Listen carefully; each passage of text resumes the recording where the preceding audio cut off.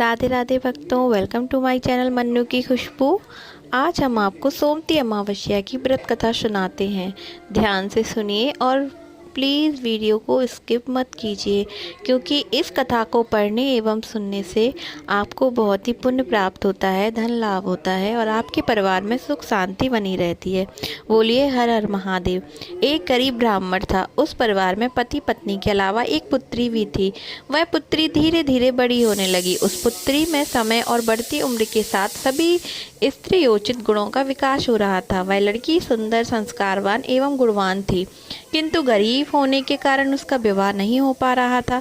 एक दिन उस ब्राह्मण के घर एक साधु महाराज पधारे। वो उस कन्या के सेवा भाव से काफी प्रसन्न हुए। कन्या को लंबी आयु का आशीर्वाद देते हुए साधु ने कहा कि इस कन्या के हथेली में विवाह योग्य रेखा नहीं है। तब ब्राह्मण दंपत्ति ने साधु से उपाय पूछा कि कन्या ऐसा क्या करे कि उसके हाथ में विवाह का योग बन जाए।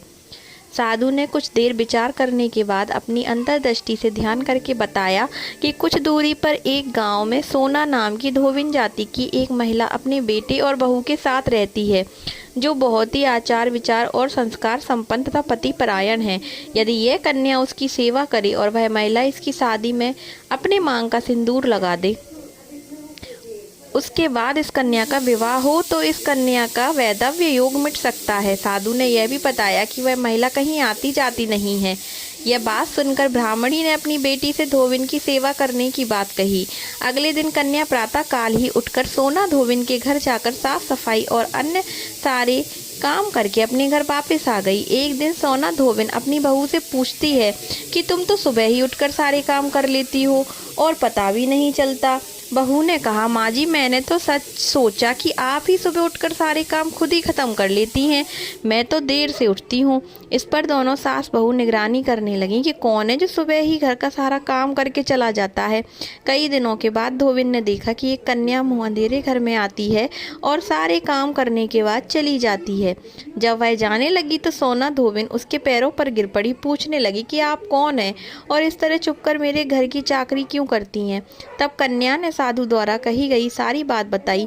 सोना धोबिन पति परायण थी, उसमें तेज था। वह तैयार हो गई।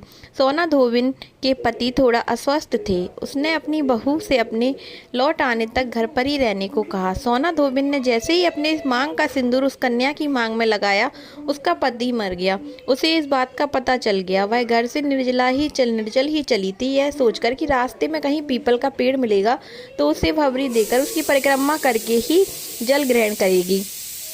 उस दिन सोमवती अमावस्या थी। ब्राह्मण के घर मिले हुए पूरे पकवान की जगह उसने ईंट के टुकड़ों से 108 बार भवरी देकर 108 बार पीपल के पेड़ की परिक्रमा की और उसके बाद जल ग्रहण किया।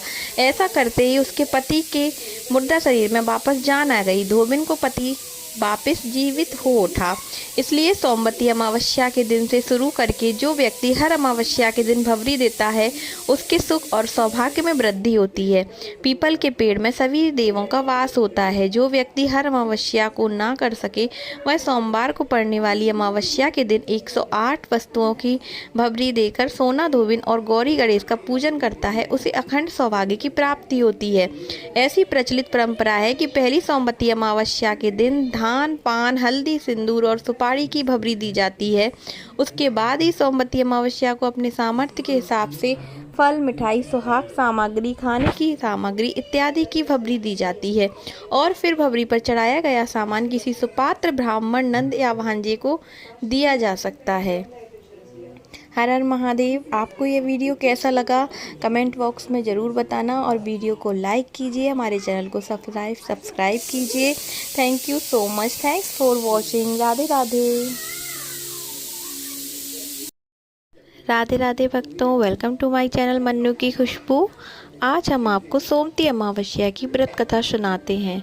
ध्यान से सुनिए और प्लीज़ वीडियो को स्किप मत कीजिए, क्योंकि इस कथा को पढ़ने एवं सुनने से आपको बहुत ही पुण्य प्राप्त होता है, धन लाभ होता है और आपके परिवार में सुख शांति बनी रहती है। बोलिए हर हर महादेव। एक गरीब ब्राह्मण था। उस परिवार में पति पत्नी के अलावा एक पुत्री भी थी। वह पुत्री धीरे धीरे बड़ी होने लगी। उस पुत्री में समय और बढ़ती उम्र के साथ सभी स्त्रीयोचित गुणों का विकास हो रहा था। वह लड़की सुंदर, संस्कारवान एवं गुणवान थी, किंतु गरीब होने के कारण उसका विवाह नहीं हो पा रहा था।